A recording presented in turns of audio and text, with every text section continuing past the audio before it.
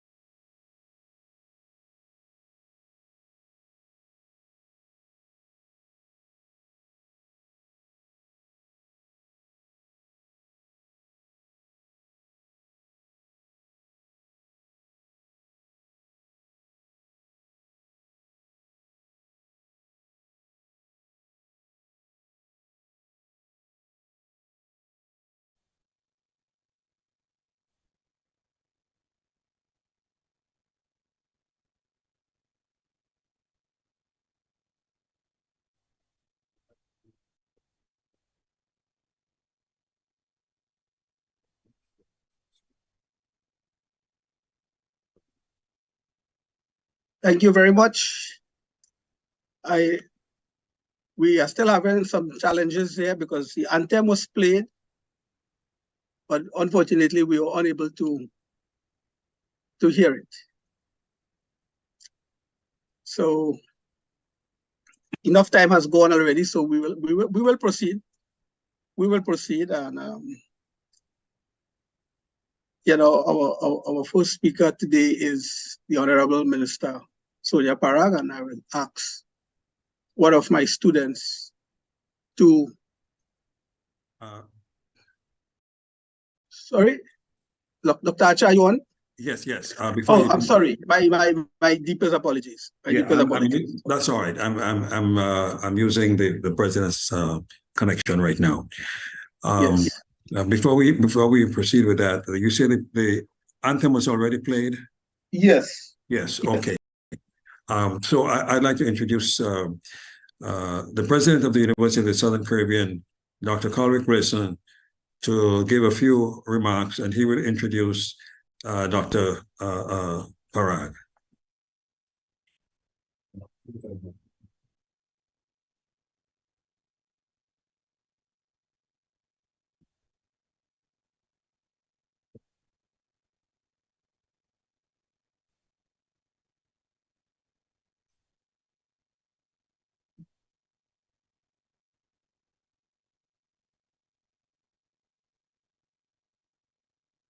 Good morning, everyone. I am excited about this event that has been organized today. As you know, the University of the Southern Caribbean is located, its main campus is located in Maracas Valley in Trinidad. However, we have a number of extension campuses that include the campus in Guyana. We're here today in part because of our one-of-its-kind Masters of Science in National Security and Intelligence Studies program here at the university. And in that regard, I want to thank the Dean of the Graduate School, Dr. Lena Caesar, and the coordinator of the program, Dr. Mohabir. Our provost just made the introduction, who has been coordinating and quarterbacking this effort. And our provost, as you know, is responsible for all things academic. And together with our vice president for student services and enrollment services, Dr. Pastor Onesi LaFleur, I want to thank him also, along with the team, for ensuring that we have this going. Especially, I want to pay mention to our students in the Masters of Science in National Security and Intelligence Studies program.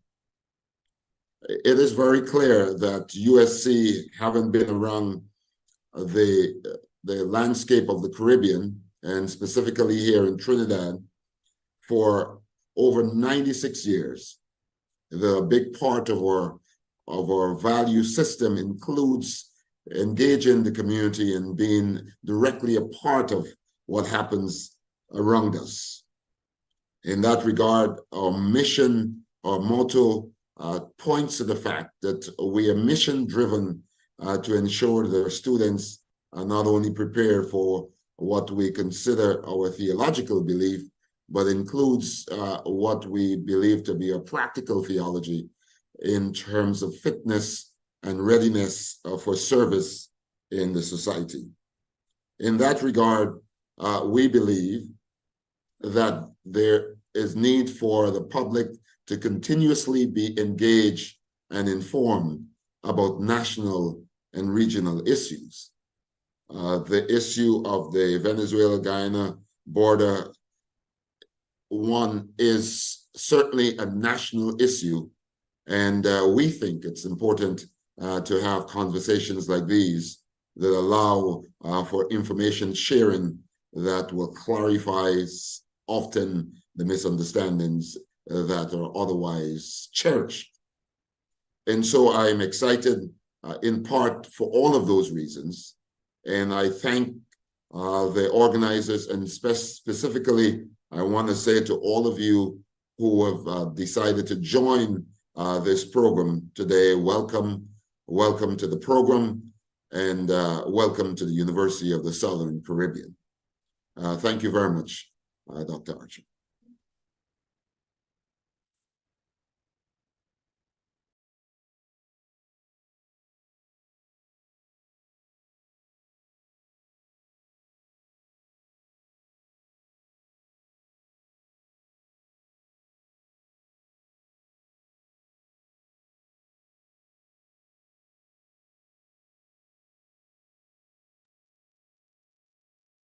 You have to unmute Dr. Archer. Okay, I can unmute now. She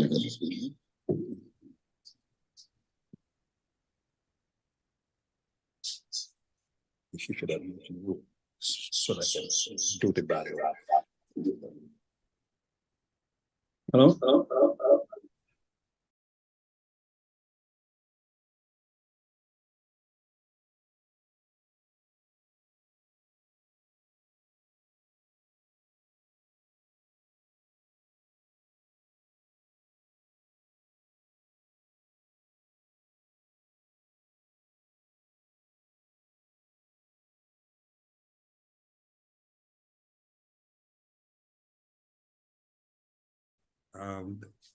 It is my privilege to introduce the speaker, the Honorable Savitri Sonia Parag, who is today representing the President.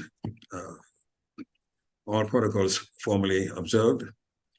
Ms. Parag, originally from the Essequibo Coast, was born in Suri, where she resided for 13 years and attended a school. She attained Queen's College in 1994, went on to attend President's College. Then she entered the University of Guyana in 1999 as an English major and subsequently went on to pursue law from 2002 to 2005 at the University of Guyana, where she obtained a Bachelor of Law degree. She then advanced to the Hugh Wooding Law School from 2005 to 2007, where she obtained her certificate to practice law. The Honorable Parag was admitted to the legal bar in October of 2007 and was in private practice from 2007 to 2020. She was then sworn in as a Member of Parliament and the Minister of the Public Service in August of 2020, and that portfolio she currently holds. As a Member of Parliament, the Honorable Parag sits on the Parliamentary Management Committee and the Constitutional Reform Committee. Additionally, Honorable Parag is presently serving in her second term as a member of the Standing Committee on Sustainable Development of the Inter-Parliamentary Union. It's my pleasure to introduce Ms. Parag, who will give remarks on behalf of the President of the Cooperative Republic of Guyana. Welcome, Ms. Parag.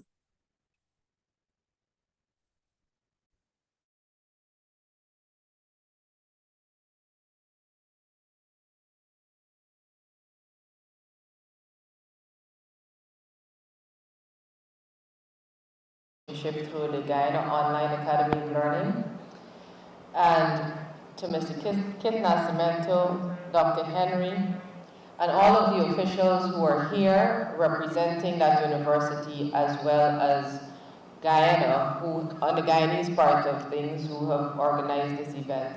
And last but not least, all of you students who are here, because it's so important that at every opportunity that we have regarding any issue that is national, that we be able to address you. On behalf of His Excellency Dr. Mohammed Irfan Ali, who really up to the very last moment wanted to be here, or at least wanted to address you himself, was unable to do so because of other pressing issues, of course. And so it is my distinct honor to speak to you on behalf of His Excellency and on behalf of the government of Guyana in relation to the Venezuela-Guyana controversy. And I am very specific in my use of the word controversy. For you to begin to understand what we are facing today, you would necessarily have to go back to what the history is of this issue that led up to this point. And so it is very important that we understand all the facts and we separate all the facts from all of the propaganda so that we can make or come to an informed conclusion on this issue. Now, the Guyana-Venezuela border controversy became an issue in the latter part of the 19th century, or what we know as the 1800s. And even before I start with all of that history, there are two things that I believe is necessary for me to say from the onset. One is that Essequibo belongs to Guyana. Without a doubt, Essequibo belongs to Guyana. And I'm not just saying that because I'm Essequibian. I'm saying that because I'm Guyanese.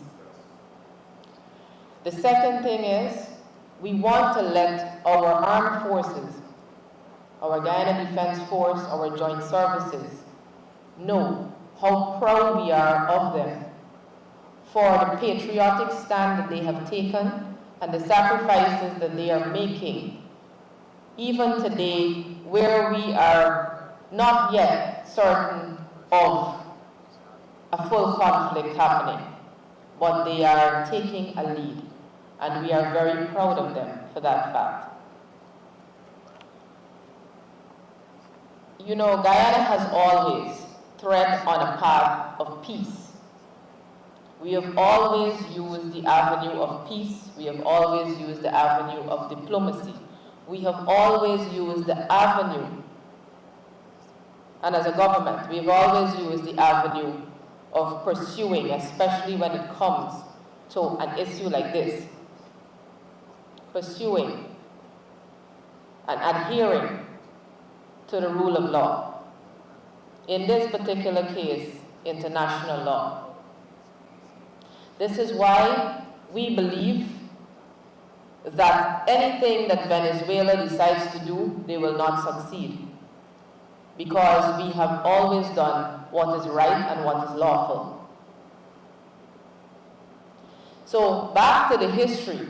In the latter part of the 19th century, when the United States did not think that Great Britain or the United Kingdom at that time should make territorial claims in this part of the hemisphere. And as a matter of fact, Venezuela thought that. And Venezuela approached the United States to assist them or to be on their side, to say to the UK, you cannot come and take territory here. But Venezuela itself wanted far more than it had at the time. So through what is called the Monroe Doctrine, the United States invoked the clauses of the Monroe Doctrine and forced the United Kingdom to go to arbitration, where there was an arbitral tribunal set up, established, to deal specifically with this issue. Guyana at the time was still a colony, and so the United Kingdom, being forced, submitted to that tribunal. Both parties agreed at that time. It's important for you to understand that. Both parties consented and agreed at that time that the outcome or the conclusion or the decision of what that arbitration or arbitral tribunal will make will be the full, the perfect, and the final decision. Those words were even agreed upon by both parties and incorporated into that decision. More than 200 hours, extensive submissions were made during that period.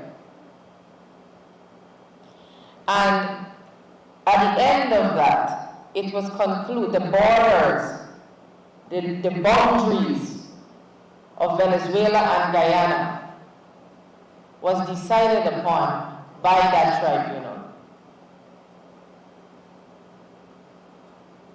It was decided upon by that tribunal.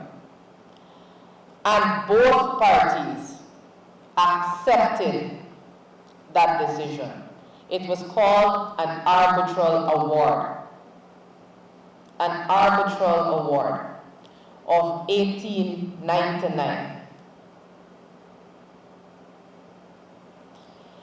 So our history of what the Guyana map is, what our borders are, was established since 1899 by that arbitral award. Venezuela accepted that. Guyana, or the United Kingdom at that time, accepted that. And for over 60 decades, or over 60 years, that arbitral award was deemed valid. It still is, as far as Guyana is concerned. And it was accepted so much by Venezuela that they went to Parliament and they incorporated that in their laws. And as a result of incorporating that in their laws, their map was drawn to show the borders that were demarcated by that arbitral award. So Venezuela themselves accepted from 1899 onwards to the 1960s that this was what Guyana, this is what Guyana is, this is what Venezuela is. And mind you, Venezuela got a huge territory from that arbitral award, far larger than Guyana, as a result of that arbitral award. So today we can honestly conclude that one of the driving forces behind this referendum and behind Venezuela's tactics is greed.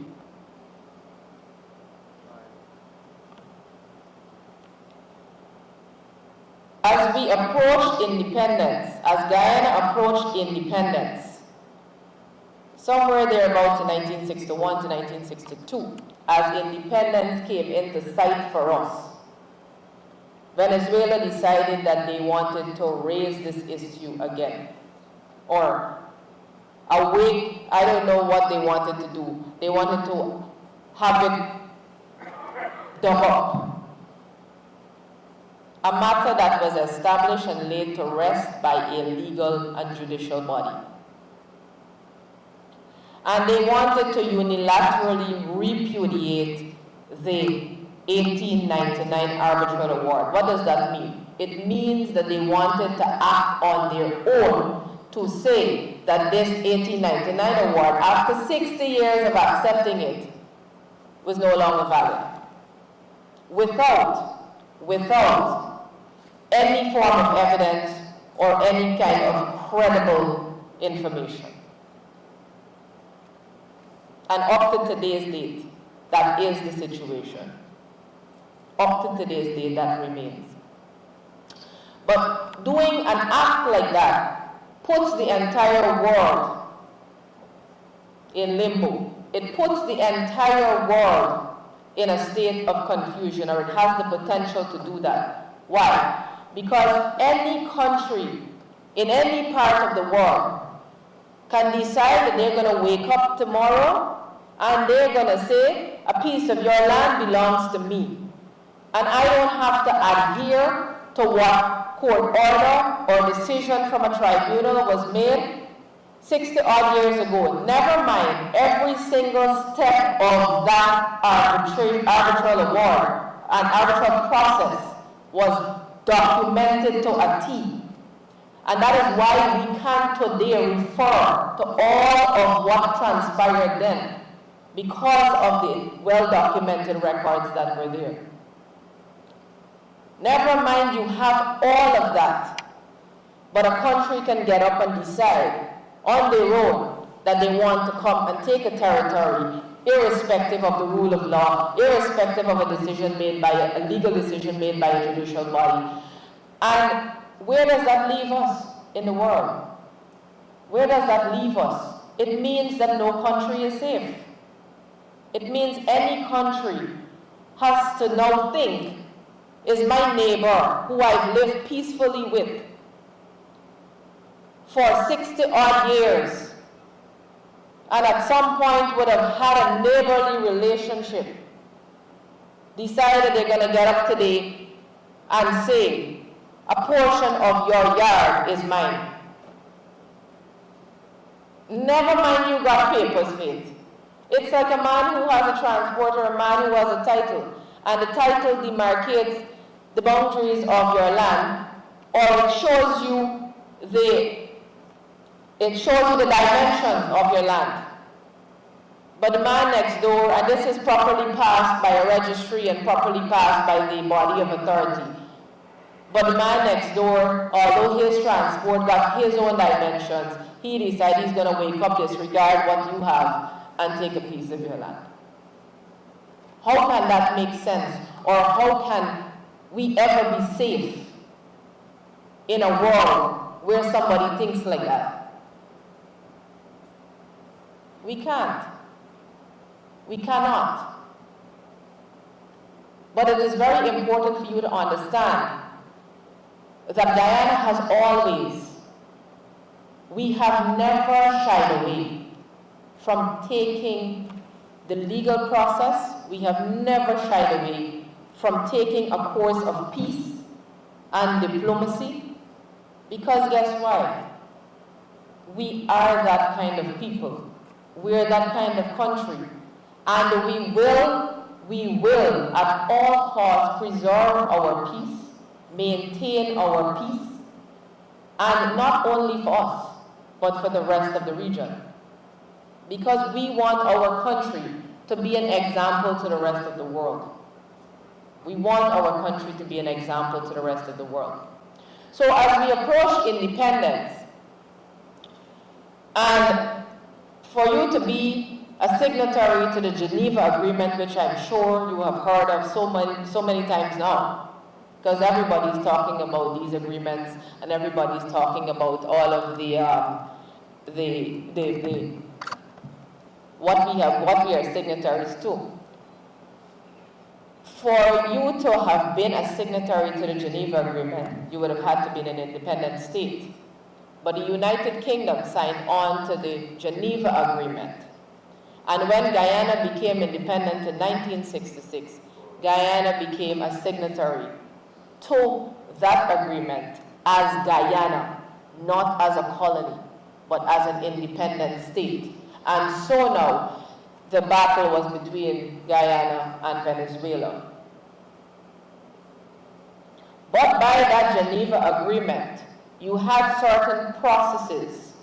Now, this process, the good offices process, set out by the Geneva Agreement, of which Guyana took part and Venezuela took part, was not an acceptance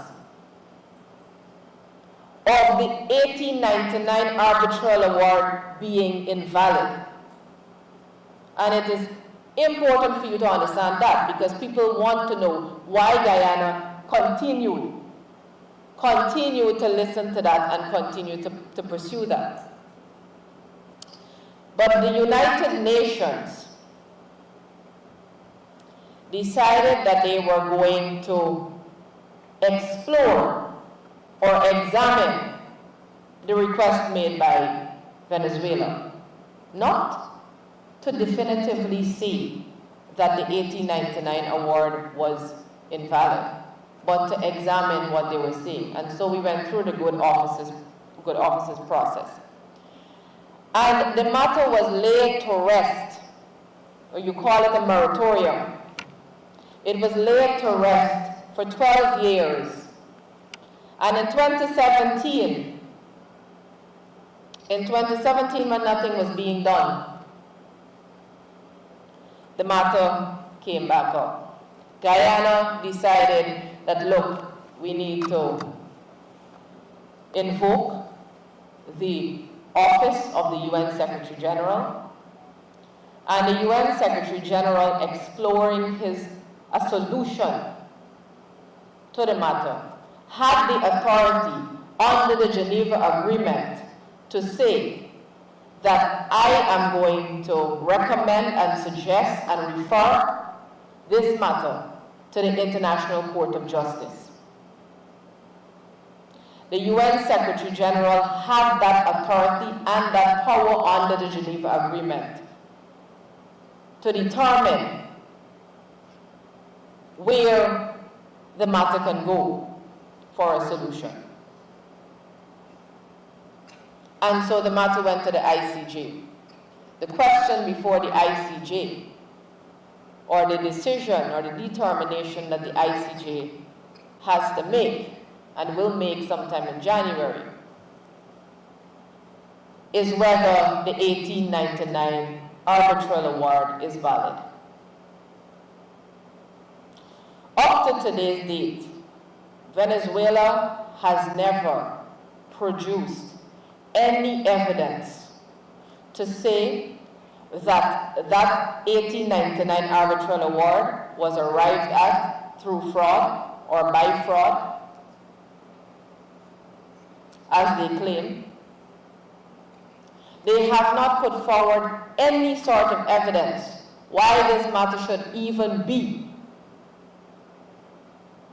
re-examined or examined or re-examined.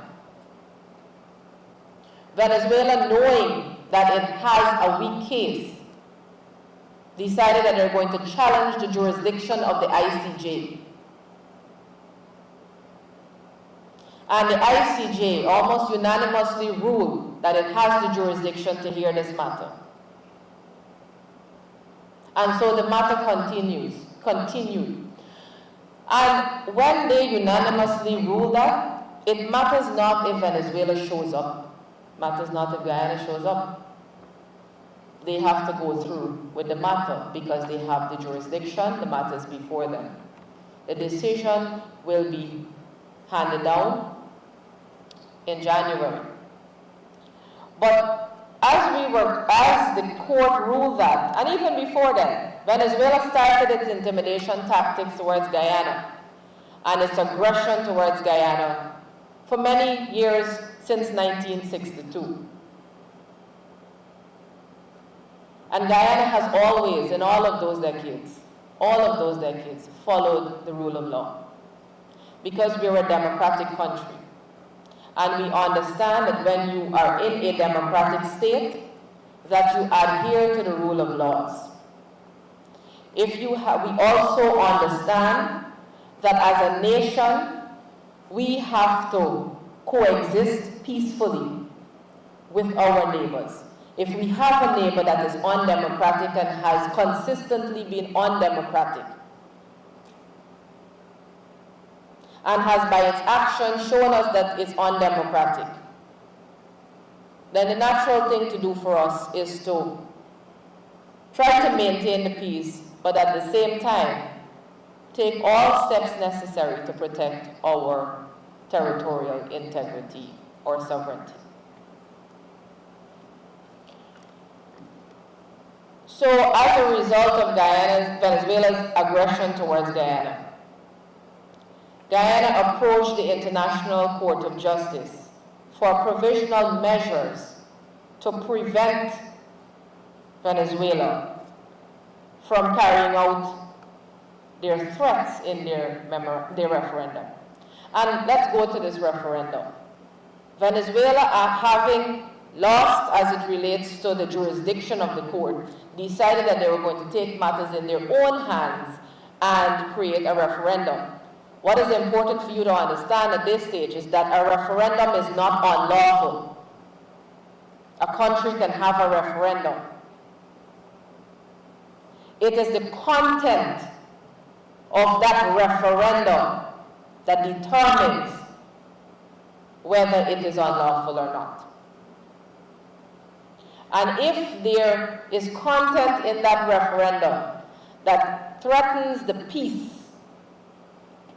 of a region or of another territory, or threatens the sovereign rights, the territorial integrity or territorial sovereignty of another nation, as far as I'm concerned, it becomes unlawful.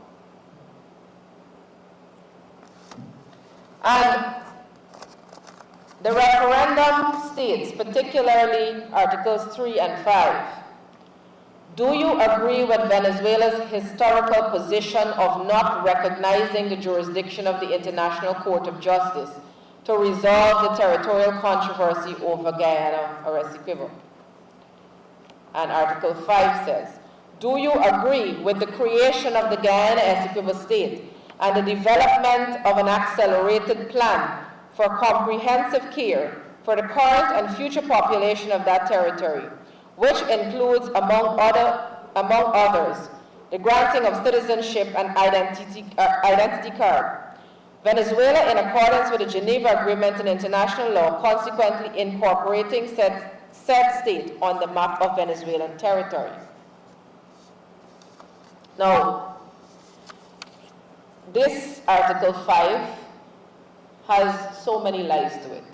First of all, Venezuela is not acting in accordance with the Geneva Agreement. The Geneva Agreement allowed the matter to be explored. It allowed the UN Secretary General to state the course that is to be taken for a solution, which is the International Court of Justice.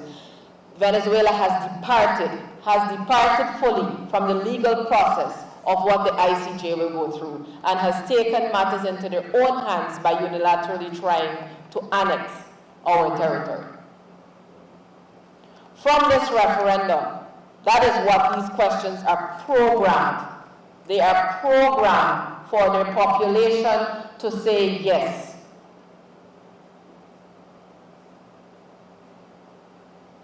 And on the basis of that, they may or may not act. Guyana remains hopeful. We remain hopeful that good sense will prevail, that diplomacy will still prevail, and that Venezuela will accept the decision of the ICJ as the final and definitive decision, and that they will not continue their aggression towards Guyana. As I stand here on behalf of the government, I cannot tell you that you should not be concerned, because people will be concerned anyway. What I can tell you is that this is one of the issues that every Guyanese is standing together. We are standing in solidarity. The government, as well as the opposition and the people of Guyana, we have one position as it relates to this matter. One position. And it is that Essequibo belongs to Guyana. Our position also remains that we will continue to walk the path of legality and walk the path of peace.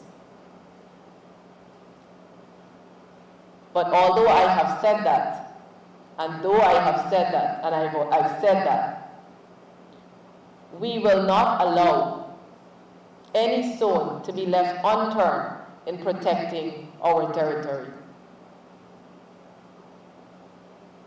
The international community have come out and they have condemned CARICOM, the Commonwealth, the OAS, have all used strong language in condemning Venezuela's aggression, and outright states that it's a threat to the peace, it's a threat to the region.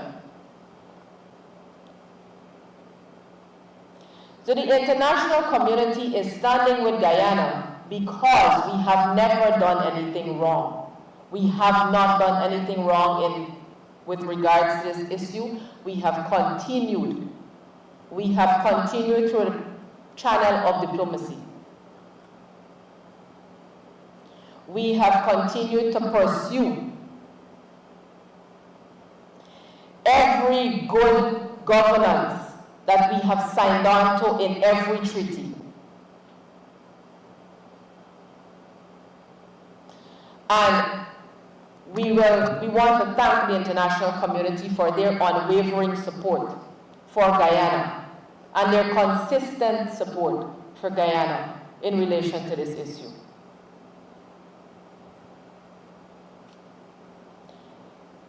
I've seen many condemnations, but the strongest that I've seen is in relation to this issue. And while we walk that path of peace, again, we will stop at nothing to protect our territory. We will ensure that as Guyanese, we remain Guyanese in all 83,000 square miles of Guyana. And Essequibo, which is however you want to look at it, whether it's 2/3 or 3/4, because that's what Venezuela is claiming that they want to annex. Whether it's 2/3 or 3/4, it belongs to us. It belongs to us as a nation. Not as me being Essequibian, as you being from Demerara, you being from Berbice.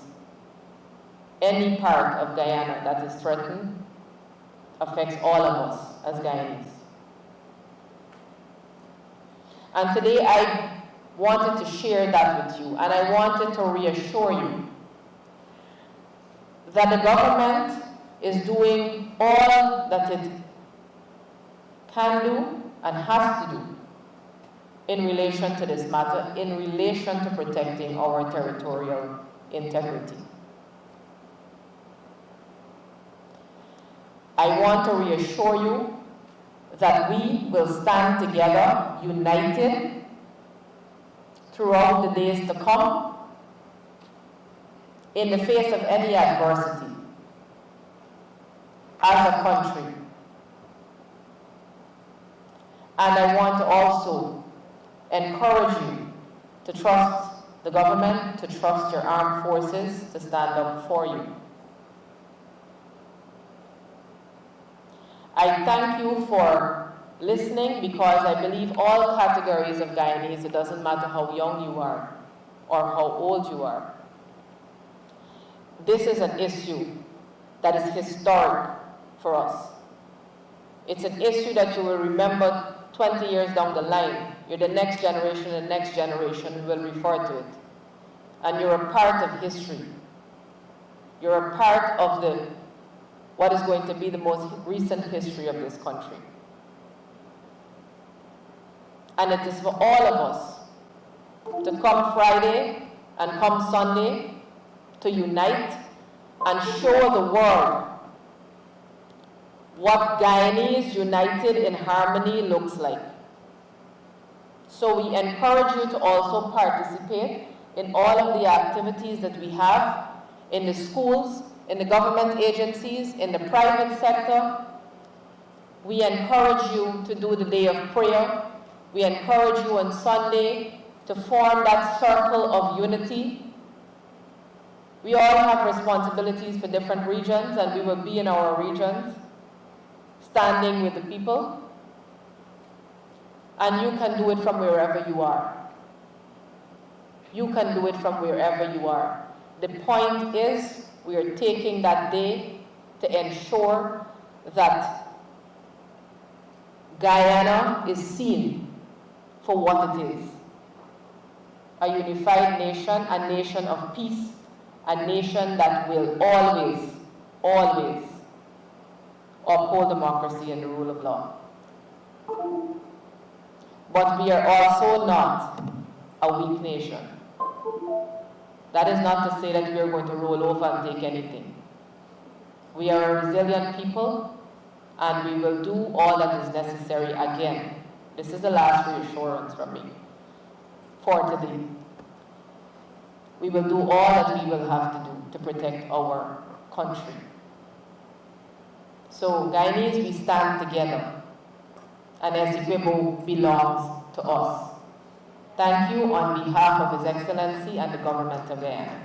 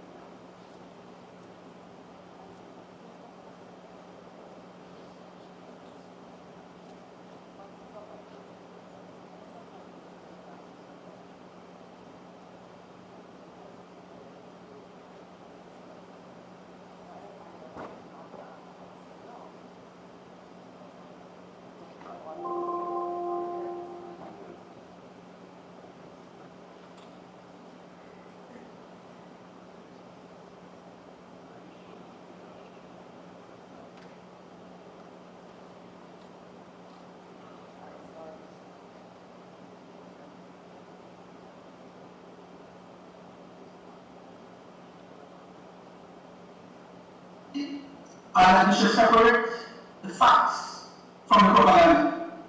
And I like that. You also gave a clear historical background, and you made it a point where you listed 2 points. Essequibo belongs to Guyana. Essequibo is a part of the 83,000 square miles. And also how proud you are, and the government is, of the armed forces, which is important to all of us. We have heard that Guyana has taken all and is taking all paths towards peace, negotiation, diplomacy, because Guyana wants to be an example to the rest of the world. And today, my friends, I believe we got a full lesson on international relations, territorial sovereignty, integrity. And finally, I am glad that the international community, CARICOM, the OAS, the Commonwealth, stands behind Guyana. And this says a lot for Guyana itself and the Guyanese people. And then, Minister, I thank you very much for your presence. And I am hoping that you will be able to stay when there are a few questions to be asked. Thank you so much. At this time, I would like to introduce our next speaker, Dr. Clement Henry, who will be speaking on the topic, a constructivist analysis of the Guyana-Venezuela border dispute. Most of you will know Dr. Henry. He got his PhD in international relations from the UWI. I should say first he got his bachelor's degree from Andrews University, his master's from UG, and his PhD from UWI. And he is here to give us a constructivist approach to this controversy. Let me welcome Dr. Clement Henry. Dr. Henry?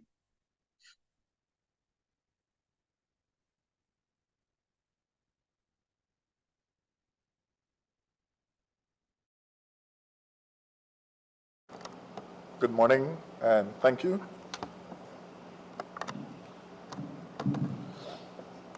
Good morning and thank you for the introduction, Master of Ceremony, Honorable Minister, Mr. Nascimento, and colleague presenters, those in the virtual space and those present in the room today. It's indeed a pleasure to present to you on the constructivist analysis of the Guyana-Venezuela border controversy. My focus today is simply academic. I intend to merely rehash some of the historical information which was well presented by the Minister, just to give the context towards the presentation today. So join with me as we embark on an exploratory expedition into the entangled and enigmatic elements of the Guyana-Venezuela border controversy.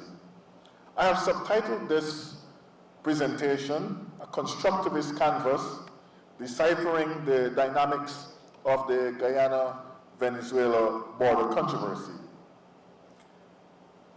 In the intricate tapestry of international relations, constructivism emerges as a critical lens through which we can unravel the complex threads of this long-standing controversy. Like artists interpreting a landscape, I intend to paint a picture of how the subjective states of mind, molded by historical narratives, social context, and political perceptions, color the canvas of conflicting ideas, interests, and interests between two nations.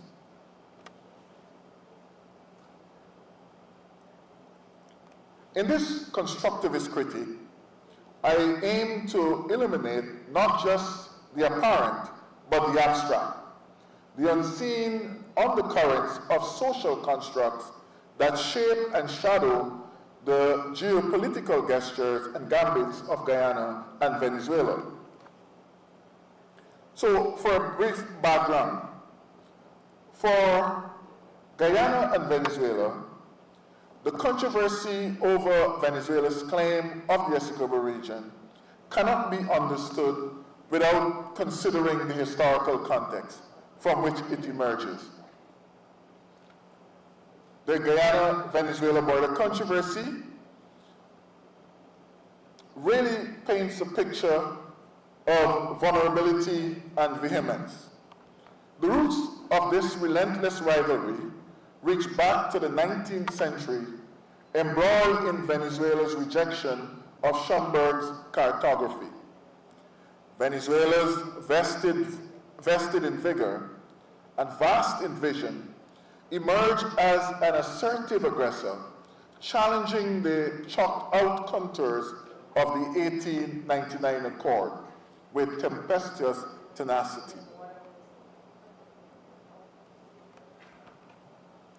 When we consider Venezuela towering in its military might and its territorial size compared to Guyana, a youthful state yearning for its trajectory of tranquil economic and social development, we see a kind of David and Goliath scenario.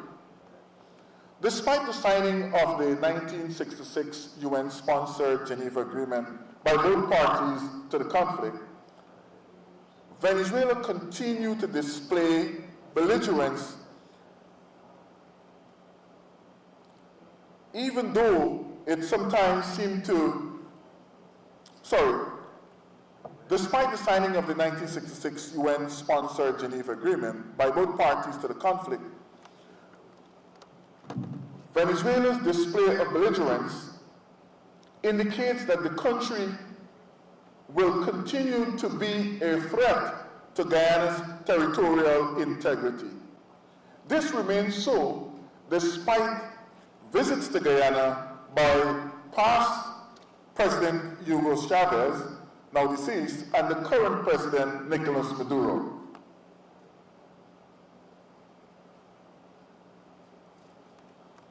Amidst the tumultuous tide, Guyana garners global goodwill through its gravitation towards international jurisprudence.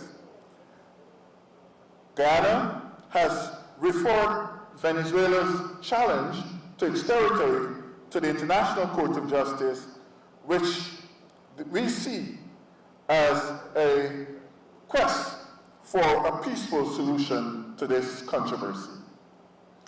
Let me introduce the concept of constructivism in international relations.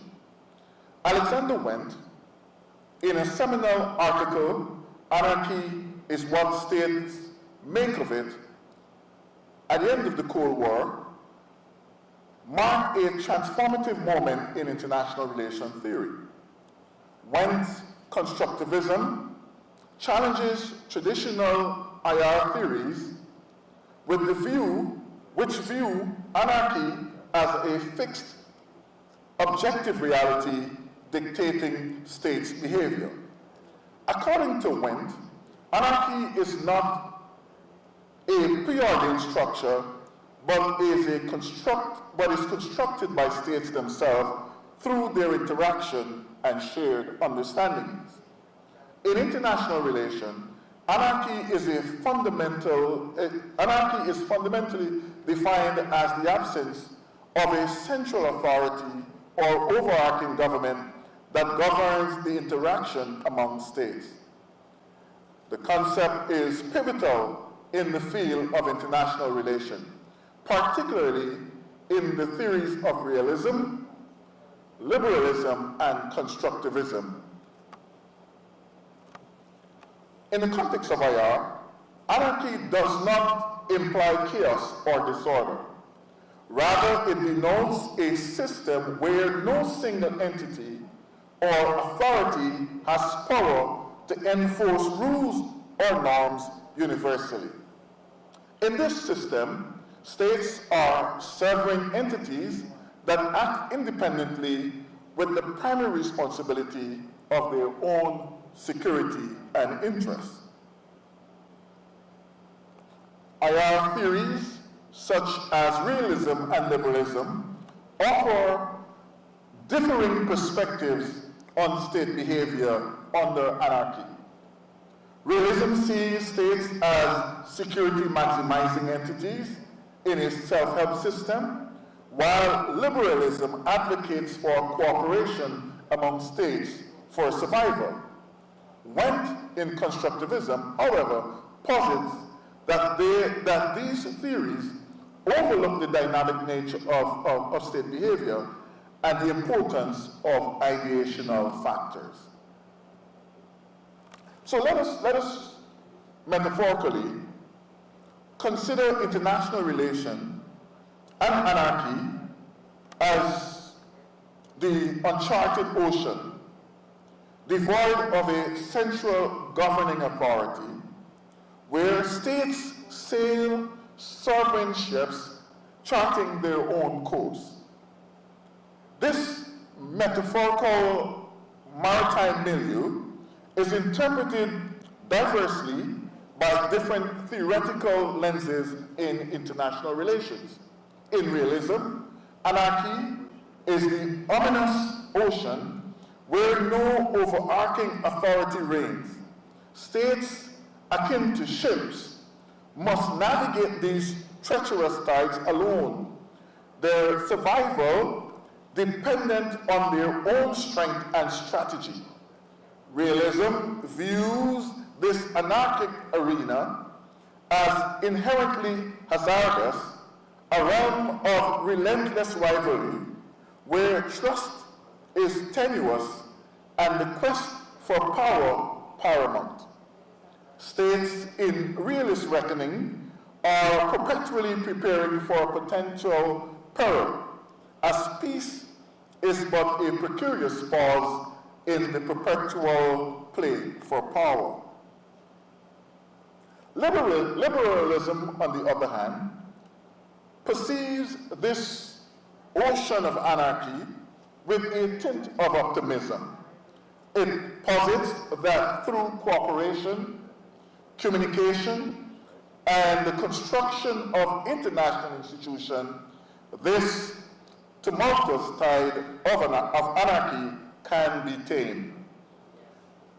With liberal lens, the anarchic ocean is not necessarily a domain of doom, rather it can be a space where states, through dialogue and diplomacy, can sail together towards a horizon of harmony and mutual prosperity.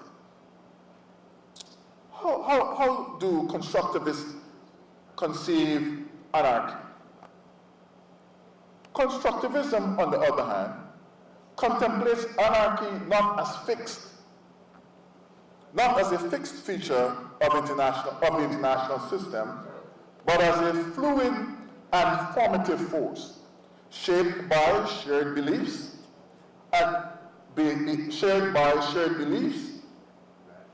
behaviors, and identities of the states navigating these waters.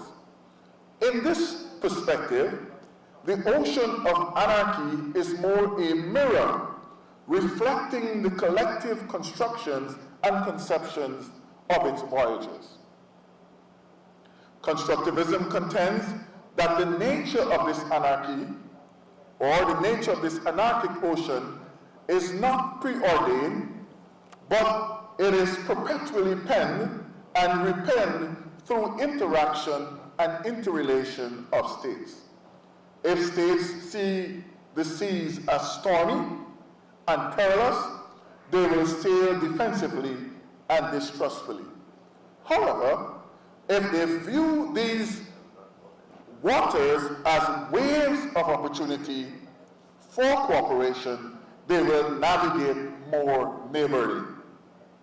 The constructivist perspective thus brings a breadth of subjectivity to the understanding of anarchy. It underscores that the international system, like a great sea, is shaped by the perceptions and practices of those who traverses its tides. Anarchy, in this sense, is not an unchangeable condition, but a canvas constantly colored by the collective and changing conceptions of the states at sea. So, Mr. Chair, Constructivism asserts that state behavior is not static, but dynamic and context dependent. This theory emphasizes the role of ideas, identities, and interests in shaping the state's actions. States are not invariably aggressive, as realists would argue, or inherently cooperative, as liberals would propose, but behave in ways that reflect their individual identities and the meanings they ascribe to the international system. Constructivists also contends that norms and beliefs prevalent in the international system and within individual states play a critical role in shaping amity or friendship or enmity or foes. For example, states subscribing to similar norms of democratic governance might naturally align more closely, fostering amity or friendship. As we heard in the minister's presentation, describing Guyana's identity as a state that promotes democracy and friendship and international cooperation as a part of its national identity. On the other hand, Venezuela is demonstrating itself to be a state that is not adhering to international norms and conventions. And therefore, it's easy for relationship of enmity or relationship of foe to develop between Venezuela and a neighboring state. Domestic politics and social factors in each state can also influence amity or enmity in constructivist perspective. Public opinion, the role of the media, cultural ties, and domestic political ideologies can shape the state's foreign policy preferences and its perception of other states. I will now look at the Guyana-Venezuela border controversy in the context of constructivism. And I want to make 6 points drawing from the history and the contemporary situation. So the first point I want to make in terms of the constructivist analysis is that socially constructed ideas and perceptions can influence the way these states respond to each other. From a constructivist viewpoint, the identities of Guyana and Venezuela are not static, but have evolved through historical interactions, colonial legacies, and domestic political narratives. Venezuela is trying to present its territorial claim over a significant part of Guyana as an expression of its national identity and perception of historical injustices against them by imperialists, as is observed in its effort to not attack Guyana per se, but Exxon. So what Venezuela is trying to do, and wrongly trying to do, is to claim victim status by saying, creating the identity of a victim by saying that this international imperialist linked organization is trying to take away what is rightfully Venezuela. And this appears to be deeply rooted in Venezuela's historical narrative and its identity construction. For Guyana, it's a matter of defending its territorial integrity. Its identity is linked towards a nation consisting of 3 counties, Essequibo, Damawara, and Berbice, and its identity is built around trying to protect its territorial integrity against a larger neighbor. Guyana's deeply rooted identity as a small developing state compliant with international rules and norms, facing existential security threat from a powerful neighbor, is the picture that we present as a nation, as Guyana seeks to to attain the support of the international community in this controversy against Venezuela.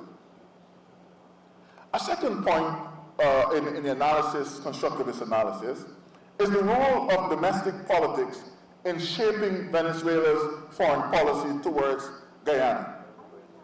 The Venezuelan government's emphasis on territorial claims could be interpreted as a strategy to consolidate national unity and distract its residents and citizens from the domestic issues.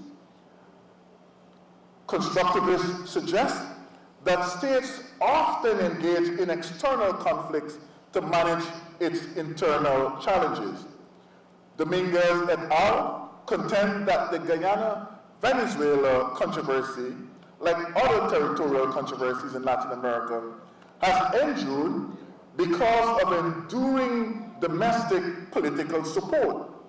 Maduro is clearly using territorial claims to gain political mileage, since pursuing them served to validate his nationalist credentials. Much of support for his political party during the upcoming difficult election seasons, or maybe to boost his public support during this time of his declining popularity. So what we see coming out here is that domestic politics can influence a country's stance towards its neighbor. And it's clear here with Maduro facing all of these domestic challenges, trying to distract his population for them to look outwards rather than inwards. Venezuela's domestic political landscape, characterized by economic challenges, political polarization, and social unrest, has significantly influenced its aggressive foreign policy towards Guyana. The presence of oil and other natural resources in Essequibo adds a material dimension to the controversy. Thomas in 2016 indicates that historical evidence corroborates a close connection between oil located in border areas, conflict, and interstate wars. Oil and mineral resources' causal role in border disputes have been acknowledged in a number of cases, including those between Bolivia and Peru, Nigeria and Cameroon, Ecuador and Peru, and Argentina and Chile. Clare contends that beyond the ideological-based Cold War, control of valuable natural resources became the primary motivation of interstate conflicts in the 80s. Ramdayal and Ishmael in 2010 claimed that the resurfacing of the border controversy between Guyana and Venezuela was really linked to the resource potential of the Essequibo and its associated maritime space. However, from a constructivist perspective, the importance of these resources is not just economic, but also symbolic, representing national pride and sovereignty. The conflict or controversy over resources thus become a part of the national narrative and identity for both countries. The role of international norms and institutions. Guyana's reliance on international norms and support and its appeal to the International Court of Justice reflects a constructivist understanding of international relations, where international law and norms shape state behavior and provide mechanisms for conflict resolutions. As an independent, impartial body, the ICJ's involvement lends legitimacy to the resolution process. Its decisions are widely respected and carry significant weight in the international community, which can be crucial for ensuring compliance by involved parties. Mr. Chair, decisions by the ICJ are binding and final, which means they're expected to be respected and implemented by the parties involved.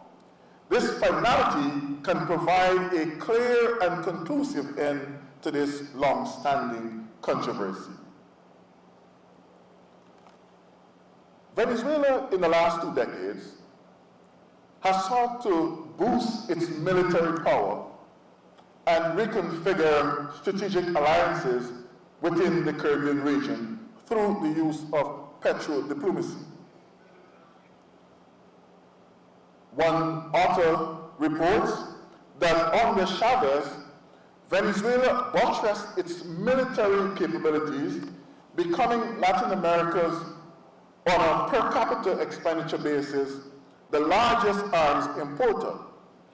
Venezuela's military acquisitions include Sukhoi fighter aircraft, transport aircraft, assault helicopters, diesel submarine, large radar,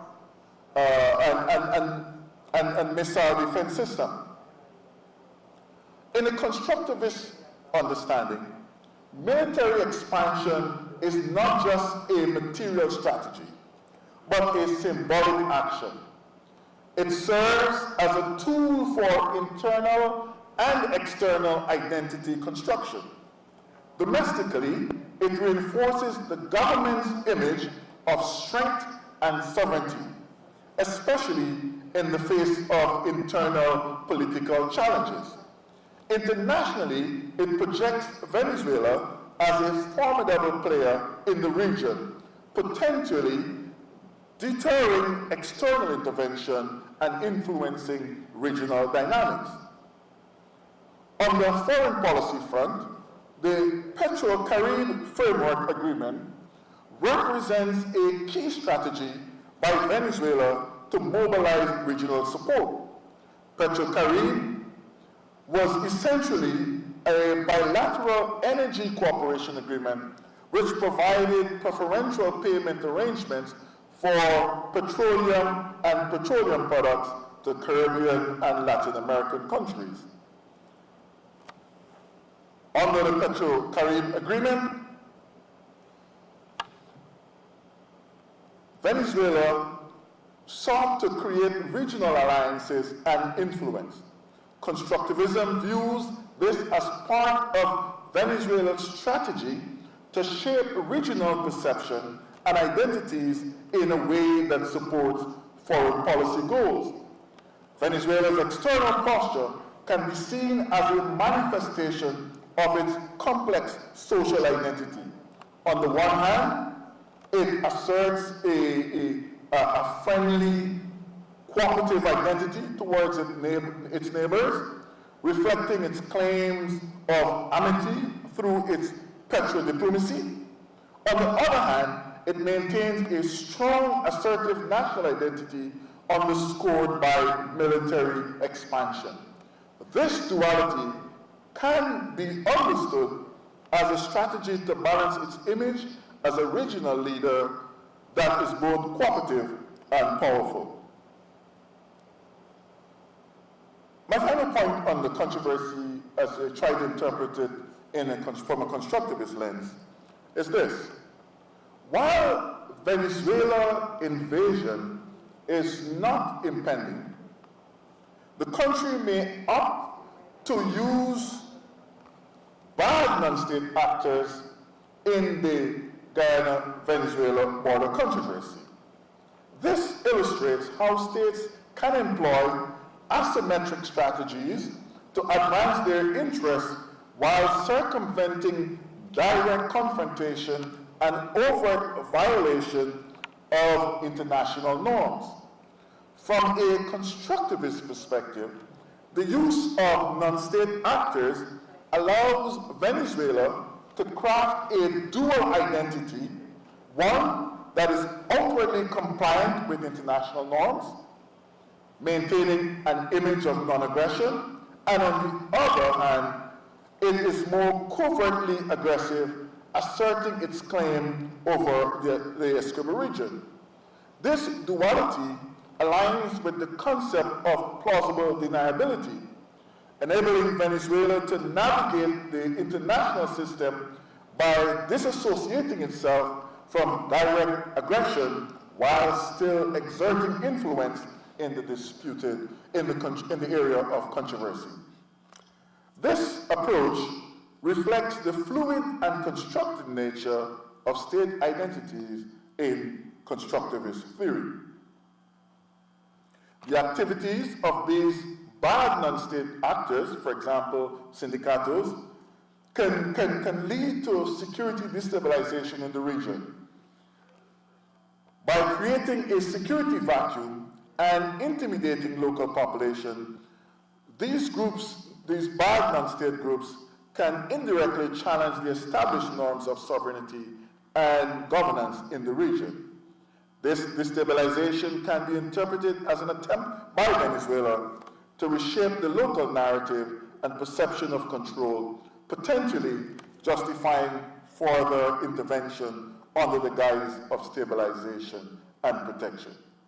For Guyana, responding to these challenges involves navigating a complex interplay of internal governance, national and citizen security, and international diplomacy.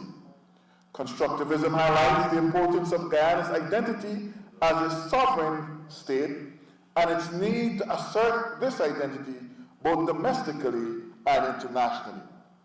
The response to these non-state actors is not just a matter of physical security, but also of reinforcing Guyana's sovereignty and legitimacy in the eyes of its citizens and the international community.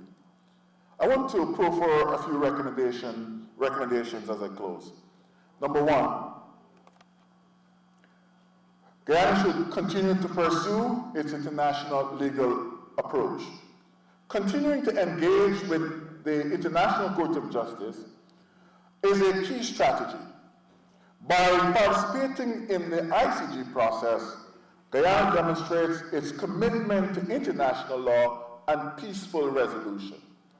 This approach gains legitimacy on the global stage and helps to ensure that any resolution is grounded in legal principles.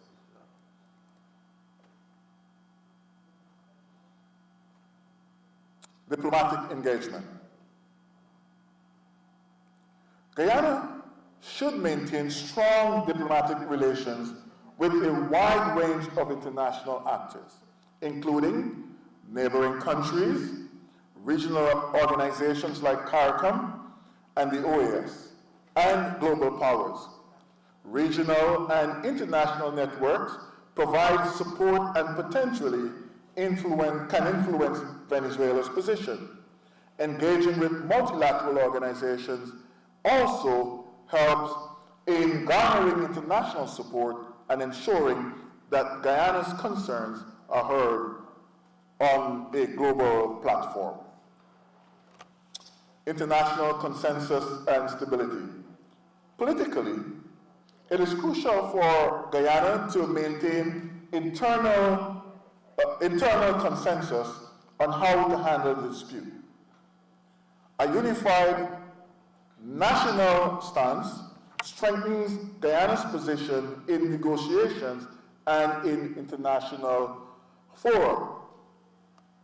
Furthermore, ensuring domestic stability and addressing any internal divisions related to the controversy can prevent Venezuela from exploiting internal dissent. Public communication and national unity. Effective communication with the public about the nature of the controversy, the steps being taken, and the potential implications is essential.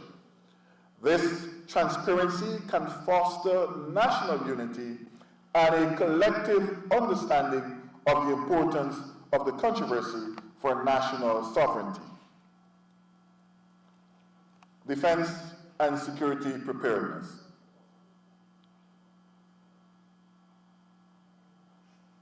While pursuing peaceful resolution, Guyana should ensure that its defense and security measures are adequate. This is not to imply militarization of the dispute, but ensuring readiness to defend national sovereignty. And this is important in the context if Venezuela adopts the strategy of using these bad non-state actors such as Sindicato and other gangs to come over and destabilize the region, ensuring that we have defense and security preparedness can take care of that eventuality. Leveraging national resources.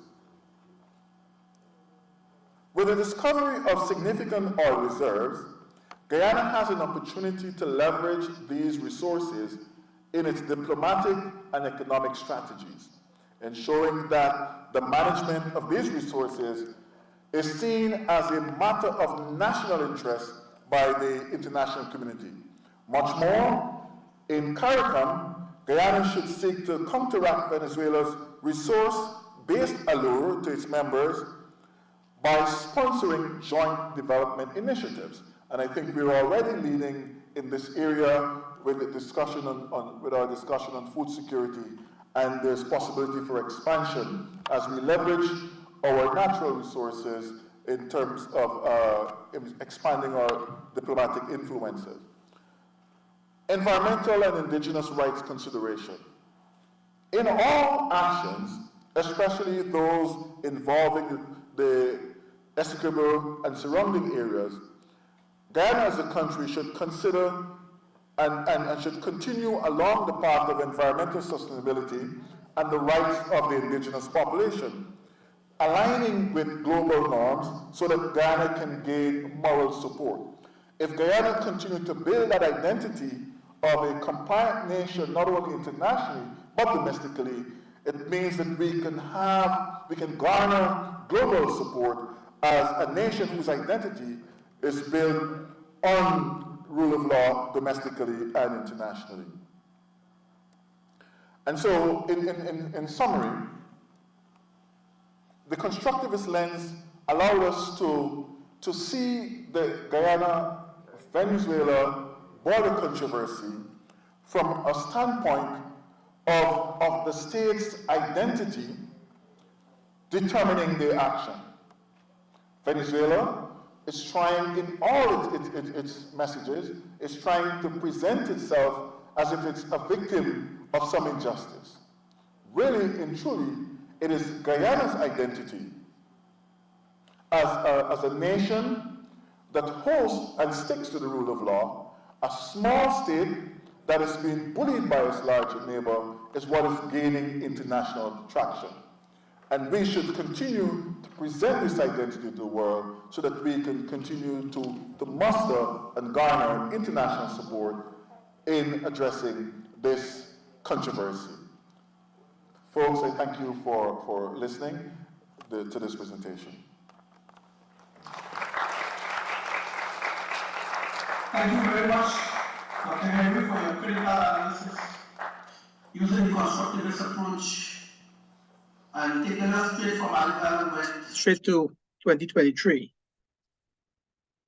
Just quickly to recap, you did reinforce the need for dialogue and diplomacy, and it was good for us to see anarchy from the different theoretical constructs, and then see what constructivism says about anarchy, how it is constantly being penned and shaped every day. Towards the end of your presentation, you made several recommendations related to transparency, defense and security preparedness, internal governance, international diplomacy, the role that the international organizations and other states could play in assisting Guyana in this controversy. You also spoke about leveraging natural resources and the sponsorship of joint initiatives And very well so the protection or the consideration of the environmental, the environmental considerations, and of course the rights of indigenous peoples. All in all, you had some very sound recommendations, which I believe we all would have taken note of. At this juncture, it's 11:17, we will have a 20-minute break, and we will resume at 11:40. All right, our folks in Guyana, at the center, they have some snacks as well. So, well, they have some snacks, so they will be partaking of some of that. So we will resume at 11:40. Thank you very much so far, and we will continue 11:40.